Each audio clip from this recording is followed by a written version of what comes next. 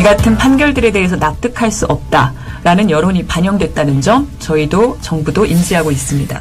법관도 그 수권자인 국민으로부터 권한을 위임받은 것입니다. 또 헌법 제21조 제1항에 따라 그 모든 국민은 표현의 자유가 있고 민주주의 국가에서 감시와 비판의 성역은 없습니다. 네. 수권자인 국민은 사법부에 대해서도 비판할 수 있습니다.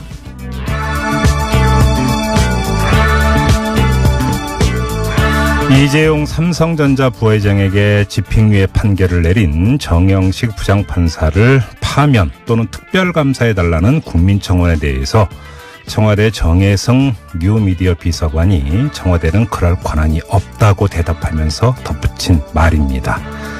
자, 이 말을 그대로 받아서 이렇게 말해도 될 법합니다. 자, 국민이 청원을 넣고 서명을 한 이유, 그것은 바로 사법부의 비상식적인 판결을 비판하기 위함이었다라고요. KBS 보도국의 양아람 기자와 함께합니다. 어서 오세요. 네, 안녕하세요. 자, 첫 소식 가볼까요? 네, 군사공장 폐쇄를 발표한 GM 본사의 최고위급 임원이 오늘 방한했습니다. 네. 여야 의원들을 면담했는데요. 베리앵글 GM 총괄부사장이 군산 공장에 대해서 인수의향자가 나타난다면 적극적으로 협상에 나가겠다, 이런 의사까지 밝혔습니다. 네네. 정부는 군산 지역을 산업위기 대응 특별지역으로 지정하기로 했고요. 또 고용위기 지역으로 지정하는 방안도 추진하고 있습니다. 이렇게 되면 각종 자금 지원 또 자금 출연이 가능해집니다. 자, 이 문제 저희가 4부에서 어제 이어서 좀 더 자세히 짚을 계획이니까요. 귀 기울여 주시기 부탁드리고요. 자, 다음으로 가죠.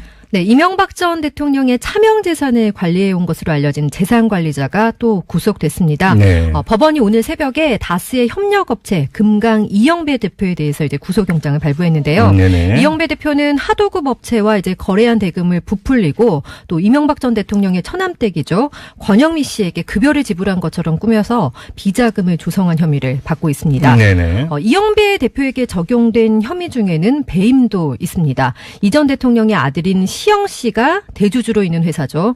다온이라는 회사에 자기의 이제 회사 돈을 담보도 없이 아주 낮은 금리로 빌려준 건데요. 네. 이렇게 검찰이 파악한 횡령, 배임 금액만도 이제 총 92억 원에 달합니다. 네네. 네, 그리고 이영배 대표 이제 지난 2008년 정호영 특검 때부터 이 전 대통령 일가의 재산 관리인으로 지목됐던 인물입니다. 네네. 이 때문에 이제 검찰은 이 대표가 조성한 비자금 가운데 일부가 이 전 대통령 측에 흘러 들어갔는지도 의심을 하고 있습니다. 아무튼 이영배 대표가 구속이 됐으니까 이명박 전 대통령의 이른바 금고지기로 알려졌던 인물들 모두 구속이 된 거 아닌가요? 그렇죠. 한번 이제 정리를 해볼까요? 네. 가장 먼저 MB 집사로 불렸던 김백준 전 청와대 총무기획관이 지난달 16일에 구속됐습니다. 네. 그로부터 이제 한 달 후인 지난 15일에 이병모 청계재단 사무국장이 구속됐습니다. 네. 이 사무국장은 구속 이후 검찰 수사를 받는 과정에서 최근까지 이 전 대통령의 차명 재산을 관리했고 또 최근까지도 그 변동 내역을 직접 이 전 대통령에게 보고했다, 이렇게 진술한 것으로 알려졌는데요. 네네. 이 씨가 관리했다는 그 차명 재산에는요, 오랫동안 실소유주 논란이 있었던 도곡동 땅도 포함된 것으로 전해졌습니다. 여기에다가 근데 이영배 대표까지 구속이 됐다는 이야기인데, 자, 이렇게 되면 다스 관련 수사가 순항하고 있다, 이렇게 봐도 되는 걸까요? 네, 그렇게 봐도 될 것 같습니다. 다른 건하고 좀 비교해보면 금방 알 수 있는데요. 예. 이명박 전 대통령을 향했던 다른 갈래의 수사를 한번 살펴보겠습니다.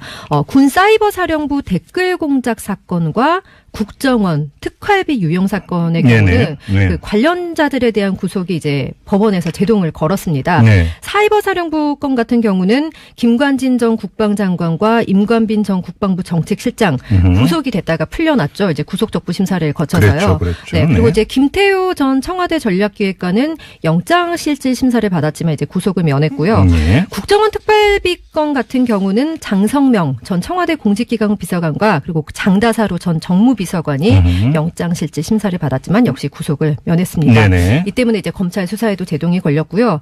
반면에 다스 건은 이제 앞서 전해드렸지만 구속영장을 청구하는 족족 영장이 발부되고 있고요. 네. 그만큼 이제 수사에도 탄력을 받고 있습니다. 뭐 이런 분석은 영장 발부 사유로도 좀 확인을 해볼 수 있을 것 같습니다. 발부 사유가 무슨 뜻이에요? 법원이 이제 구속영장을 발부한 기소한 이유를 보면은 뭐 이제 증거인멸의 우려가 있다, 도주의 우려가 있다 그렇죠. 이렇게 봤기 네. 때문인데 네. 여기에 이제 또 하나가 더 추가가 됩니다.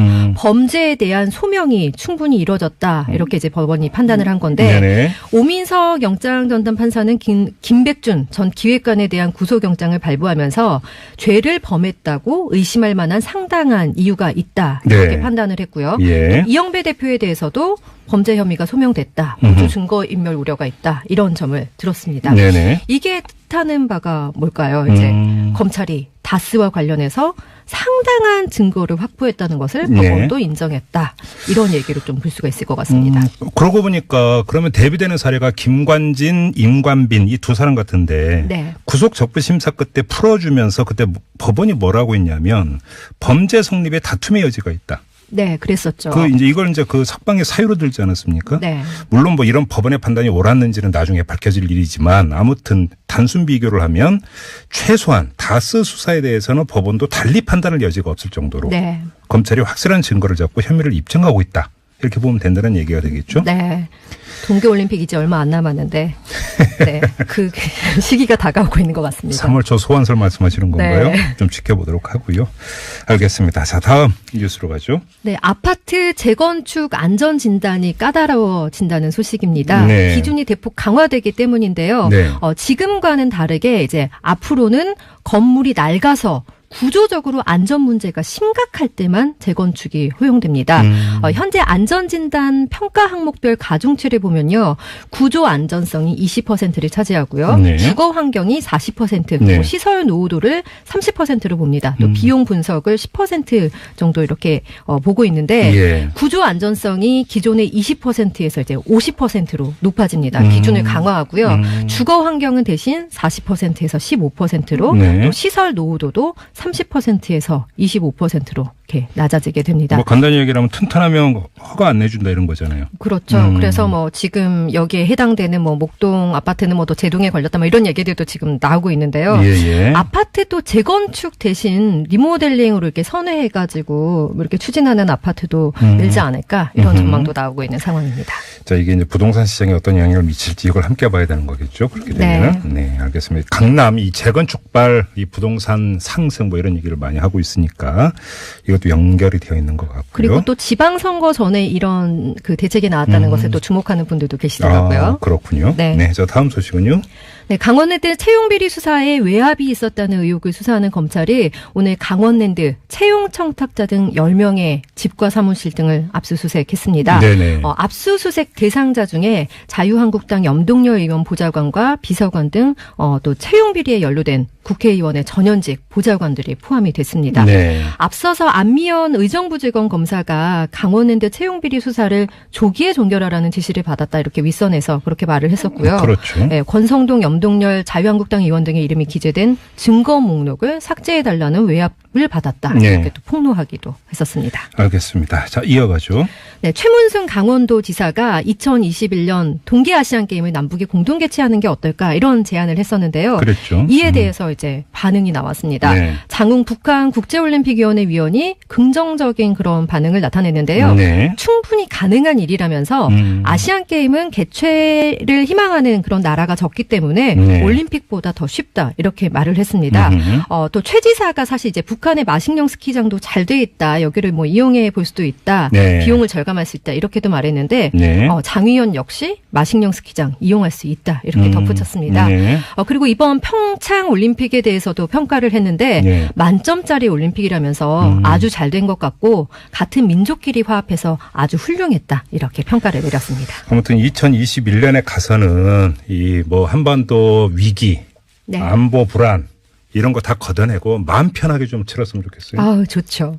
이게 최상의 시나리오 아니겠어요? 네. 제발 좀 그렇게 그랬으면 되길 기대합니다. 좋겠습니다. 네. 네. 자, 또 다음 소식은 어떤 소식이 있습니까? 네, 미국의 한국산 수입품 규제 등 이렇게 통상 압박이 거세지고 있는데요. 청와대가 국제 규범에 맞춰서 과감하게 대응하겠다 이렇게 또다시 밝혔습니다. 네. 홍장표 청와대 경제수석은 미국의 철강 제품과 변압기 반덤핑 조치 등에 대해서 이제 WTO 분쟁 해결 절차를 이제 시작을 했고요. 네. 세탁기와 태양광 제품에 대한 세이프가드 조치에도 양국이 협의 중에 있다. 그런데 이제 협의가 결렬되면 WTO에 제소하겠다 이렇게 말을 했습니다. 네네. 하지만 또 일각에서는 그 WTO에서 승소를 해도 뭐 미국이 이행하지 않고 있고 뭐 이렇다 보면 또 실익이 없다 이런 이제 지적들도 하고 있는데요. 네. 홍 수석은 이에 대해서 이제 그렇지 않다면서 미국이 이행하지 않으면 적법한 후속 조치로 보복 관세를 취할 길이 열려 있다 이렇게 또 설명을 했습니다. 자, 이 문제가 지금 여러 가지 갈래로 논란이 되고 있는데요. 그 가운데 하나가 이제 정부 입장에서는 통상은 통상이고 안보는 안보다 이것 아니겠습니까? 네. 근데 야권에서는 오히려 이제 이걸 연결해서 보려고 하는 어떤 이런 시각도 있는데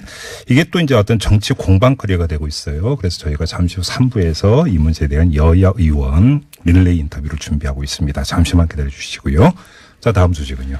네, 정부와 여당이 특별한 경우를 제외한 주휴일 근로를 법으로 금지하는 방안을 추진하고 있습니다. 네네. 이를 위반하면 사업주가 이제 최대 징역 3년에 3천만 원 이하의 벌금에 처하게 되는데요. 네네. 예외적으로 좀 그 휴일 근로를 인정해주는 경우가 있습니다. 경영상 긴급한 사정이 있거나 노사 간의 합의가 있을 때 또 네. 대통령령으로 정했던 그런 공공의 안전과 질서 유지를 위해서는 휴일 근로가 허용이 되는데요. 네네. 그때도 1.5일의 이제 대체 휴일을 부여해야 합니다. 네네. 그리고 이제 만약에 위법적으로 휴일 근로를 한 노동자가 있다면 그 노동자에게는 대체 휴가 1.5일 더하기 통상임금의 1.5배를 수당으로 네, 줘야 합니다. 네, 네. 지금 여당이 이런 이제 검토안을 마련을 해가지고 청와대까지 보고가 됐다고 하는데요. 네. 국회 환경노동위원회에서 이제 야당과 논의하겠다는 방침입니다.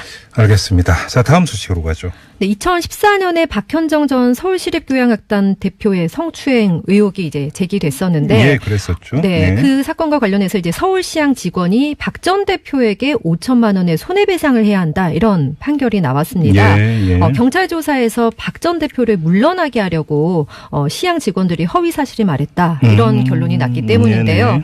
서울시향 직원들 이제 당시에 박 전 대표가 폭언과 성추행을 했다 이런 호소문을 발표했지만 박 전 대표는 이제 당시에 직원들의 음해라고 반박을 했었습니다. 네네. 경찰 조사에 앞서서도 이제 서울시가 조사를 했는데 폭언과 성희롱 등 일부 인권 침해 사실이 있었다 이런 결과가 나왔지만 네네. 이제 경찰 조사에서 다른 결과가 나온 거죠. 네. 재판부는 근데 이제 이런 조사 결과를 내놨던 서울시 시민인권보호관 등에 대해서는 손해배상 책임은 인정하지 않았습니다. 아무튼 반전이 이루어졌던 사건이 바로 이 사건이었어요. 네, 그랬죠. 예. 자, 한 소식만 더 전해 주시죠. 네, 연극 연출가 이윤택 씨의 성추행 파문에 이어서 이제 또 다른 연출가의 성추행 의혹이 제기가 됐습니다. 네. 피해자는 그 해당 인물이 이름만 들으면 누군지 아는 연극계 대가다 이렇게 말을 했는데요. 그러면서 이제 자신이 당했던 성추행 사실을 조목조목 이렇게 폭로를 했습니다. 네. 배우 겸 대학 교수 조민기 씨도 학생들을 성추행했다 이런 의혹이 제기돼서 교수직에서 물러났다는 사실이 알려졌는데요. 네네. 학교 측에서는 피해 학생들의 진술을 확인하고 조 교수에 대해서 중징계를 내렸다 이렇게 밝히고 있지만 네. 조 씨는 사실 무근이다, 억울하다 이렇게 지금 말한 것으로 전해지고 있습니다. 아무튼 끝이 없군요. 네. 자, 알겠습니다. 자, 뉴스웨브 여기까지 진행하죠. 양아람 기자와 함께했습니다. 수고하셨어요. 네, 고맙습니다. 네. 진통 끝에 바른미래당과 민주평화당이 각각 출범을 했습니다만 그 중간에 의원들이 몇 분 있습니다. 비례대표 의원 3명인데요. 박주현, 이상돈, 장정숙 의원 이 3명이죠. 이 3명의 의원이 어제 성명을 냈습니다. 바른미래당은 정책 노선과 철학이 확연히 다른 우리 비례대표 국회의원 3인을 더 이상 볼모 삼지 말고 조속히 정책 해법을 마련하라. 이렇게 요구하는 성명이었는데요. 하지만 바른미래당의 박주성 공동대표는 정치로서 양식과 품위를 저버린 후한무치한 행동이다. 이렇게 대답했습니다. 자, 그러면 어떻게 되는 걸까요? 자, 당사자 가운데 한 명이죠. 박주현 의원 연결합니다. 여보세요. 안녕하세요. 예, 안녕하세요, 의원님. 예. 많이 복잡하시겠어요?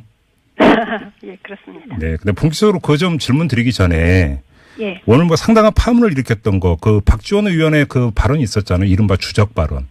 예. 그러니까 그 안철수 전 대표하고 남경필 경기지사가 이야기를 나누는 과정에서 예. 우리의 주적은 문재인 대통령 민주당이라고 했다더라라는 발언에 대해서 당사자인 2명은 강력히 반발하고 있는데요. 혹시 들으신 얘기 있으십니까?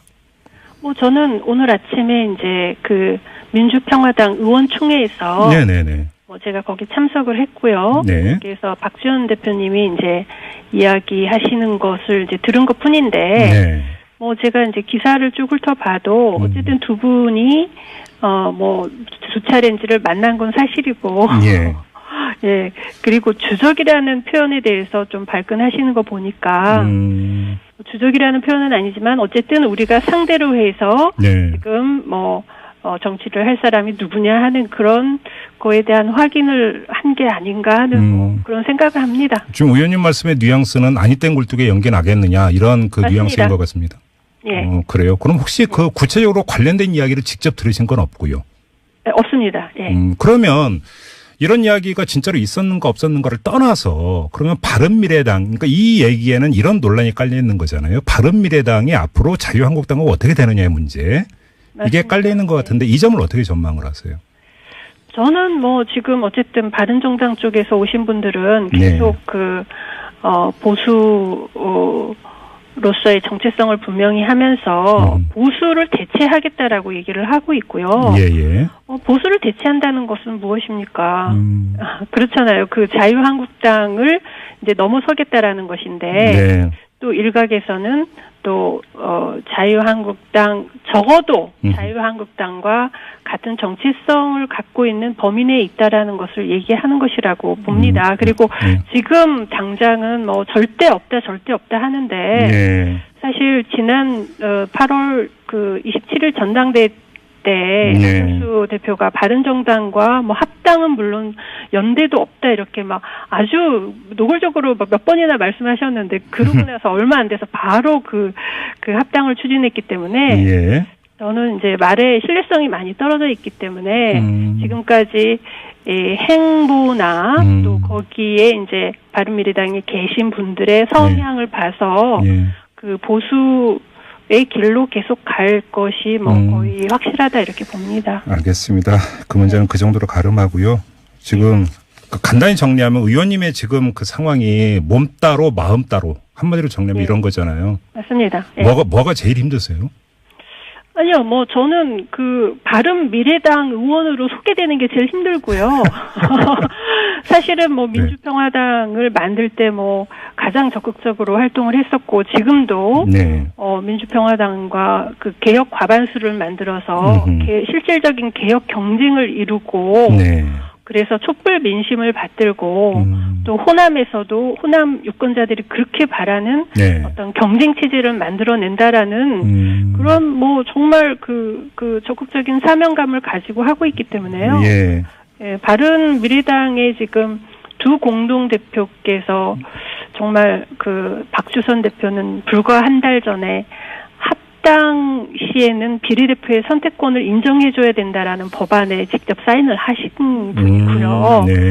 예, 유승민 대표는 합당이 아니고 그냥 멀쩡한 당에서 나오는 경우라도 분당 수준인 경우에는 비례대표의 선택권을 인정해줘야 된다라는 법안에 유승민 대표뿐만 아니라 정병국, 하태경 등등 지금 다 사인을 하신 분들이 예, 지금 그러면 이렇게 출발하는 출발 시점에서 이렇게 처음 시작부터 이렇게 말씀을 완전히 180도 바꿔가지고 이렇게 하시니까 저는 정말 당황스럽습니다. 왜 마음을 왜 바꿨다고 생각을 하세요? 그러니까 이제 남 주기는 싫은 건가 보죠. 예, 그리고 어쨌든 의원 3명에 따른 보조금이 상당할 테고요. 보조금 문제도 있나요? 예. 그럼요. 보조금이 의원 3명에 따른 보조금이 상당하고 또 하나는 저는 이제 자신이 없는 것 같아요. 혹시 일부가 추가 탈당을 하지 않을까? 자유한국당으로 가지 않을까? 또 민평당으로 가지 않을까? 이런 그런 것 때문에 지금 저희가 빠지면 사실상 27석인데 그거에도 자신이 없어서 그런 거 아닌가? 의원님 지금 의원님께서 그 말씀 하시니까 지금 양갈래 이야기가 나오고 있는 게 지금 의원님과 이상돈 의원 그리고 장정숙 의원 외에 국민의당 출신 한 2명 정도의 의원이 그 행동을 같이 할 수 있는 것처럼 이렇게 일부 보도가 되고 전해지고 있는 이야기가 있는데요. 어떻게 파악하고 계세요? 그러니까 사실 이제 국민의당을 그대로 이어받은 정당은 민주평화당이에요. 왜냐하면 민주평화당에는 국민의당 출신 의원들밖에 없습니다. 네. 그런데 바른미래당에는 새누리당에서 오신 분들, 또 뭐 국민의당에서 오신 분들, 민주당에서 오신 분들 이렇게 이제 그 합해져 있기 때문에 네. 그 합당하는 과정에서 진보라는 말이 확 빠져버렸거든요. 네, 원래 국민의당은 합리적 진보와 개혁적 보수의 양날개로 난다 이렇게 했는데 네. 그 유승민, 안철수 두 분이 이제 통합 선언을 하면서 네. 합리적 중도와 개혁적 보수라고 이렇게 말을 바꿨습니다. 네네. 그러면은 보수와 중도가 만나면 보수가 되는 거죠. 네. 그래서 거기에 이제 뭐 비례든 지역구든 남아있는 의원님들 중에 네. 그러니까 개혁적인 진보 개혁적인 생각을 가지고 활동하신 분들은 지금 고민이 굉장히 많은 걸로 저는 듣고 있습니다. 근데 일각의 전언에 따르면 그냥 구체적으로 박선숙 의원하고 최이배 의원 같은 경우도 고민이 많은 것으로 전해지고 있는데 의원님도 그렇게 파악하고 계세요? 뭐 저는 그렇게 느끼고 있어요. 그런데 네. 비례대표시기 때문에 이제 저희 문제가 해결될 때 같이 뭐 해결이 돼야 되고 어떤 면에서는 지금 바른미래당 지도부는 이게 잘못 건드렸다가 이게 3명이 아니라 5명이 아니라 7명, 8명이 될 수도 있다. 그러면 더 이게 그러니까 저기 그러니까 그냥 풀어준다는 표현을 쓰겠습니다. 풀어줄 가능성 더 없는 거 아닙니까 그러면? 그러니까요. 그래서 그러니까 그런 어떤 실리적인 것 때문에 두려움 때문에 이렇게 하고 있는데 문제는 두 공동대표가 자기가 법안 발의를 하고요. 예? 최근까지도 그렇게 얘기했던 걸 완전히 여반장으로 이렇게 말을 뒤집는 그게 새로운 정당으로 출범하는 당 대표가 저는 그 바른 미래가 아니라 바르지 않은 과거로 가는 당이 지금 돼버리는 게 아닌가 하는 그런 안타까움이 있습니다. 그리고 또 하나의 갈래는 자유한국당 쪽에서 어떤 이야기가 나오고 있냐면 바른미래당 의원 일부가 다시 탈당해서 자유한국당으로 돌아올 수도 있다라는 이야기가 지금 보도를 타고 있는데 이 점은 혹시 파악된 내용이 있습니까? 아니 뭐 저는 그것도 뭐 구체적으로 제가 뭐 누구라고 얘기할 수는 없지만 그분들 입장에서도 와 보니까 정체성이 다른 분들이 막 섞여 있는 거죠. 그러면은 이거 뭐 이게 당이 이래서 되겠나? 사실 정당이라는 게 동지라는 게 당원 동지할 때 뜻을 같이 하고 정체성 같이 하는 사람이 모인 게 정당 아닙니까? 그렇죠. 그런데 이제 그 부분에서 너무 이제 좀 이쪽 저쪽 다 힘들어하는 상황이 된 거 아닌가. 네. 알겠습니다. 아무튼 그 의원님을 포함한 3명의 비례대표 의원은 교섭단체 등록에 사인을 하지를 않았어요. 그런데 지금 국회 사무처에서 유권 해석을 내리기를 국회법 취지상 바른미래당 교섭단체에 속한 것으로 봐야 한다. 이런 유권 해석을 내렸다고 하던데. 그게 이제 어제 오늘 국회 사무처가 굉장히 이제 왔다 갔다 번복을 했어요. 처음에는 이거는 국회법 33조의 의원들의 연서 날인이 필요하다라고 하는 거는 본인들의 의사가 있어야만 된다라고 해석이 되지 않습니까? 만약에 본인들 의사가 필요 없으면 그냥 명단만 제출하라고 하든지 자동으로 그냥 올리게 되는 거지 굳이 그 날인을 받아오라고 하지 않을 거 아니겠어요? 그런 취지에서 이제 세 사람은 날인하지 않았으니까 무소속으로 자리 배치를 해야 된다 이렇게 하다가 뭐 무슨 국회법 해설서에 뭐 그 경우에 그냥 한 당의 의원은 교섭단체를 이룬다 이런 해석이 있대요. 그래서 그런 식으로 이제 했는데 뭐 저희 입장에서는 일단 민주평화당하고 활동을 한다라는 걸 명백히 하는 차원에서 그렇게 난리는 하지 않은 것이기 때문에 교섭단체가 되고 안 되고는 뭐 저희들에게는 그렇게 중요하지 않습니다. 다만 바른미래당 입장에서는 지금은 우리 셋을 빼고도 27석이지만 혹시 이게 줄어들 경우에 교섭단체가 깨질 수도 있기 때문에 거기에 대해서 좀 예민할 거라고 생각이 듭니다. 알겠습니다. 아무튼 바른미래당 지도부가 출당을 안 시켜준다는 전제에서 그 추가 질문을 드리겠는데요.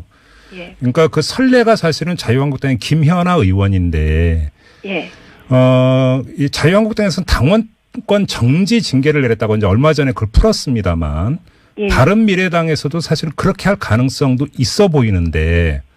아니 저희가 국민의당으로 있을 때요. 민주평화당 발기인에 올라갔다는 이유로 179명인가를 한꺼번에 2년간 당원권 정지를 했어요. 그 징계도 이 통합신당에 그대로 이게 이어지는 겁니까, 그러면? 뭐 이어지든 안 하든 뭐 다시 새로운 뭐 징계를 할 수도 있는데 네. 그때 이제 저희 주장은 그랬습니다. 아니, 이 비례 세 사람은 특별히 적극적으로 이렇게 참여를 했기 때문에 당원권 정지로는 안 되고 제명을 해달라. 네. 네, 지금 저희가 민주평화당에서 아주 적극적으로 활동을 하고 있기 때문에 바른미래당 입장에서는 해당 행위가 되겠죠. 그러면 그 제명이라는 징계를 해주시면 됩니다. 네, 알겠습니다. 네. 마무리 삼아서 3019님이 보내주신 문자를 마지막 질문으로 대신하겠습니다. 의원님. 어차피 지방선거 끝나면 정리됩니다라는 문자를 보내주셨는데요. 어떻게 받으시겠습니까? 아니요, 뭐 저는 그 지방선거 이전에도 저는 뭐 좀 상식을 믿고 싶고요. 네. 네, 지방선거 이후에 이제 어떤 식으로 재편이 될 건지는 뭐 저는 그 또 지방선거 결과에도 달렸겠지만 네. 일단 뭐 저는 다당제가 유지되기를 바랍니다. 그래서 민주평화당이 개혁 경쟁을 하고 네. 바른미래당이 보수 경쟁을 해서 정치에도 좀 국민을 위한 경쟁이 활발하게 일어나는 그런 정치가 되었으면 좋겠습니다. 알겠습니다. 자, 말씀 여기까지 드릴게요. 박주현 의원과 함께했습니다. 고맙습니다, 의원님. 예, 감사합니다. 뉴스보다 재밌고 뉴스보다 뜨거운 무작위 댓글 시간입니다. 최광기 토크 컨설팅 대표 모셨습니다. 어서 오세요. 네, 안녕하세요. 최광기입니다. 자, 첫 소식 가볼까요? 예, 2월 하면 뭐니 해도 이제 졸업식의 달이죠. 그렇죠. 또 졸업식 하면 또 꽃집이 아니겠습니까? 네. 졸업식 특수라고 해도 과언이 아닐 텐데요. 네. 그런데 이 꽃다발을 사갔다가 시든 채로 가져와서 환불을 요구하거나요. 주문하고선 찾아가지 않는 여기저기에 많이 문제가 되고 있는 노쇼족이 여기도 있다고 하네요. 저도 이 기사 봤어요. 아유, 그러게 말이에요. 그러니까요. 이런 얌체 손님 때문에요. 꽃집 주인들이 아주 속을 끓이고 있는데요. 네. 심지어 사진만 찍고 바로 환불을 요구하는 사람들이 있다고 하네요. 너무했지. 너무하죠, 이건. 이 진짜, 예. 졸업식이 끝난 오후에 이제 꽃이 시들었다면서 환불을 해달라고 오는 건데요. 네. 특히 겨울에는 실내외를 왔다 갔다 하면 온도차가 커서 꽃이 더 빨리 시들고요. 네. 또 바람 때문에 쉽게 상하기도 하는데 이걸 핑계 삼아 이제 바꿔달라는 거죠. 환불을 해달라는 거죠. 그렇죠. 예. 근데 사실 되파는 건 불가능하다 보니까 꽃집 주인들은 이제 대부분 환불을 거부하고 있는데요. 네. 고객들이 항해 정말 울며 거저 먹기로 환불해주는 꽃집도 덜어 있다고 하네요. 아, 참 씁쓸합니다. 저도 이제 그 아들님이 졸업을 해서 네. 그 이제 그 꽃다발을 하나를 사야 되는데 네. 생화는 오래 못 가서. 그렇죠. 근데 조화 중에서 이게 비누로 만들었다고 해서 그렇죠. 향이 많이 나는. 어머, 그래요. 그거 가서 지금도 있어요, 집에. 맞아, 집에 있어요. 저희 집에도 있어요. 방향제 비슷하게. 그렇죠. 거기다가 그 천일홍 같은 거라고요. 보라색 그 맞네. 드라이 플라워 같은 거 꽂으면요. 완벽한 또 인테리어 효과. 근데 참 이상하게 아들이 아니라 아들 놈이네요, 꼭. 애정의 네. 표현. 아, 그래, 알겠어요. 네. 아들님들 힘내세요. 자, 네. 댓글 소개해 주세요. SKGK 땡땡님께서는요, 시들었다고 환불하면 식당 가서 밥 먹고 소화됐다고 환불해달라는 거랑 뭐가 다르지? 이런 얘기 해주셨고요. 촌철살인. 그렇죠. 딱이야, 딱. 비슷한 또 댓글이 예, 있었어요. 예. LEJ님께서는요, 서점에서 책 사다 읽고 반품하는 거나 똑같네. 나는 이게 밥은 민감한데 책은 잘 안 읽어서 그런지 발음이 안 되네. JBK4 땡땡님께서는요. 솔직히 해야죠. 네. 축하해야 할 날에 꼭 그렇게 해야겠네? 이런 얘기 해주셨고요. 아니 그리고 졸업 시즌 돼가지고 그 알바로 하는 그렇죠. 사람들도 많아요. 맞아요. 진짜 너무했어요. 아유, 네. 참. LCWH님께서는요, 학교 근처 꽃가게들은요, 졸업식 시즌을 대비해서 생화 말고 조화로 대여 서비스를 하는 게 어떨까요? 이런 얘기도 해주셨습니다. 이것도 아이디어도 이것도 나쁘지 않을 것 같아요. 아이디어인 것 같은데. 아니, 세상에는 우리가 해야 될 장사들도 너무 많은 것 같아요. 이런 거 한번 했으면 좋겠다. 우리 그냥 같이 한번 할까요? 왜 이래요? 오늘은 또 왜 같이 하자고 그래요? 평소에 그렇게 안 하자 그러더니. 돈이 된다고. 아이고, 2월 한 달이거든요. 방송 열심히 하세요. 네. POSS 땡땡님께서는요. 네. 꽃다발 가격도 비싸지만 얌체족들 하는 짓도 너무하다. 네. 이런 얘기 했어요. 우리 선은 지키면서 삽시다. 그렇죠. 너무 심한. 상식은 지켜야죠. 그럼요. 네. 이게 정말 딱 맞잖아요. 밥 먹고 소화됐다고 환불해달라는 거. 아우, 나 이분 너무 마음에 들어요. 네. 다음으로 넘어가죠. 네. 다음은 태국에서 온 소식인데요. 네. 태국의 이제 해변 관광지 끄라비섬 뭐 이런데 안 가보셨죠? 알고 있고요. 솔직히 네. 처음 들어보는 소리인데. 그렇죠. 네. 그런데 이 지역에 프라낭 동굴이라는 게 있대요. 예. 절벽으로 확 둘러싸여 해서 그러니까 왜 무슨 여행 프로그램 보면 이게 막 상상이 되잖아요. 막 군데군데 커다란 나무가 서 있고 막 이래서요. 네.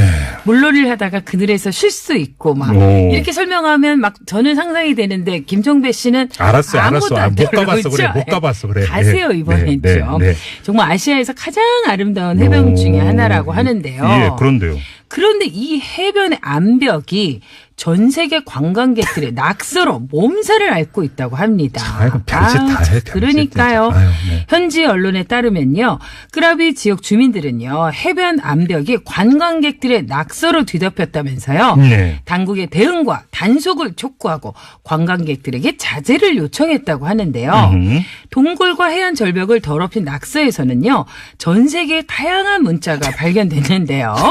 영어와 중국어는 기본이 아니겠습니까? 네. 또 아니나 다를까 한글도 발견됐다고 합니다. 아우 부끄러워라 진짜.